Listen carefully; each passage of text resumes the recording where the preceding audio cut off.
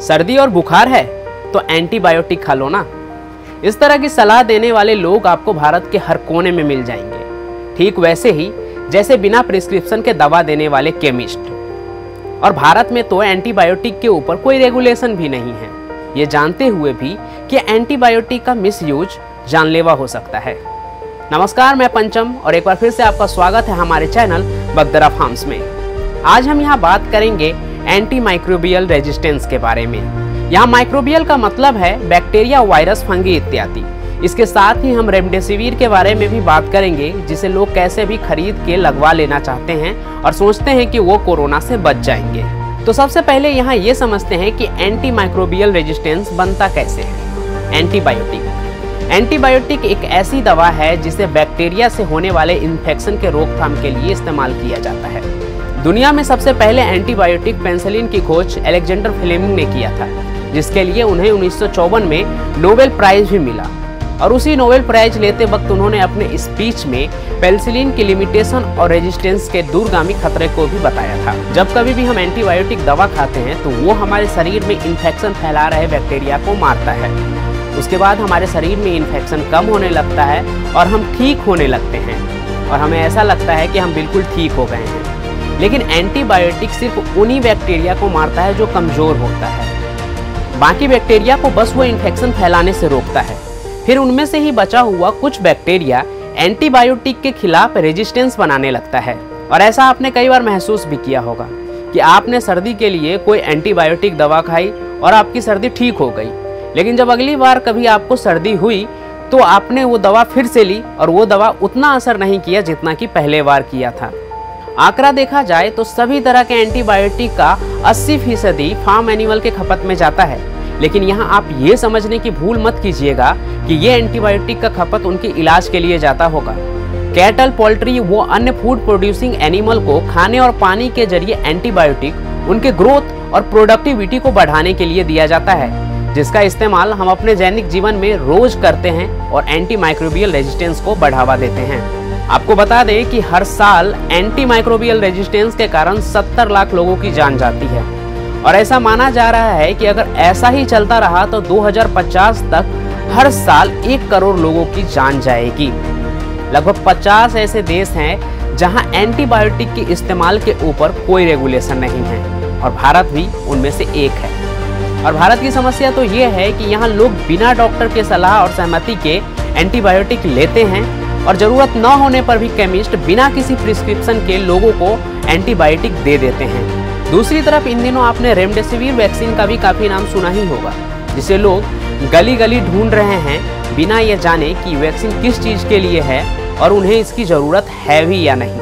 Remdesivir एक antiviral vaccine है जिसे हेपेटाइटिस सी के इलाज के लिए तैयार किया गया था।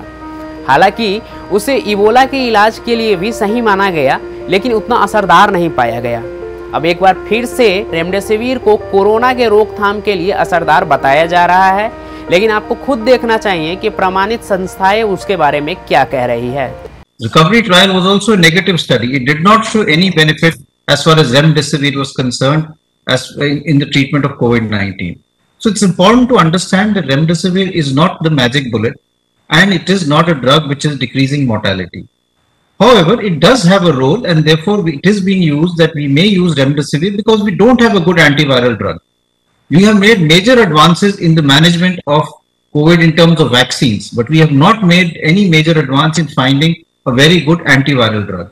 Interim results from the trial now show that the other 2 drugs in the trial, remdesivir and interferon, have little or no effect in preventing death from COVID-19 or reducing time in hospital. 1 in 5 countries does not have a policy to regulate the safety of antimicrobials or to guide their sale or use. This means that many people are buying unregulated medicines in places such as street markets with no limits on how they're used. This puts human and animal health at risk and contributes to the development of antimicrobial resistance. जिस remdesivir को लोग corona की दवा समझ रहे हैं वो असल में एंटी माइक्रोबियल का एक टाइप एंटीवायरल है, जो तत्काल आपके शरीर से कोरोना के सिम्टम को खत्म करता है, ना कि कोरोना को। और आपने खुद सुना कि प्रमाणित संस्थाएं रेमडेसिविर के बारे में क्या कह रही है, कि रेमडेसिविर बस एक पर्पस के लिए इस्तेमाल किया जा रहा है, जो पहले इबोला के लिए इस्तेमाल किया गया और अब कोरोना पे उसका एक्सपेरिमेंट किया जा रहा है। और ऐसा भी नहीं है कि ये मोर्टेलिटी को कम करता है, यह बस कोरोना के शुरुआती लक्षणों पे काम करता है और असल में ये उनके लिए है जो ऑक्सीजन पे जी रहे हैं। अनावश्यक रेमडेसिविर लगवाना सीधे सीधे एंटी माइक्रोबियल रेजिस्टेंस को बढ़ावा देना है, जिसका खतरनाक परिणाम आपको तब दिखेगा जब किसी खतरनाक वायरस का स्ट्रेन सामने आएगा और आपका शरीर उससे लड़ने में सक्षम नहीं होगा, क्योंकि आपने एंटीबायोटिक और एंटीवायरल ले लेकर उसके खिलाफ ही रेजिस्टेंस बना लिया है। ये सारी बातें वो लोग बोल रहे हैं जो पूरे विश्व के स्वास्थ्य को चलाते हैं, और उनकी बातों को हम आप तक इसलिए पहुंचा रहे हैं ताकि आप इन बातों को समझें और जागरूक हो और एंटी माइक्रोबियल रेजिस्टेंस को बढ़ावा देने से बचें। और जो खतरा हर रोज बढ़ रहा है, फिलहाल तो उसकी रोकथाम की कोशिश करें, क्योंकि सबसे ज्यादा एंटी माइक्रोबियल रेजिस्टेंस का बोझ भारत के ही ऊपर है, क्योंकि भारत में एंटी माइक्रोबियल के यूजेज के ऊपर कोई रोकथाम नहीं है। इस इंफॉर्मेशन को हर जगह शेयर करें और दुनिया के हर कोने तक पहुंचाएं और एक व्यापक खतरे से लड़ने में अपना योगदान दें, क्योंकि इस पर हमारे आने वाले पीढ़ी का भविष्य टिका है। वीडियो अच्छा लगा हो तो लाइक करें, अगर आपके मन में कोई विचार है तो नीचे कमेंट बॉक्स में कमेंट करें, और साथ ही साथ हमारे चैनल को सब्सक्राइब भी करें ताकि इस तरह के अपडेट आपको बिना रुकावट के मिलते रहे। शुक्रिया।